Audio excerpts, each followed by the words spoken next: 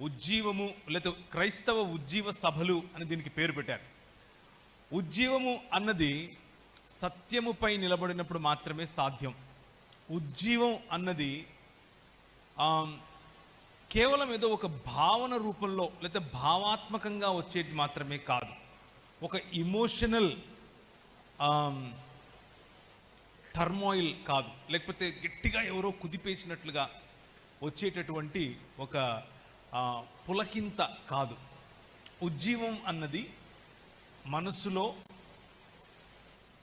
నరనరాల్లో ఇంకిపోయినటువంటి సత్యము కారణం చేత, నరనరాల్లో ఇంకిపోయినటువంటి క్రీస్తు పట్ల ఉన్న నిబద్ధత కారణం చేత వచ్చేటటువంటి ఒక నిశ్చయత.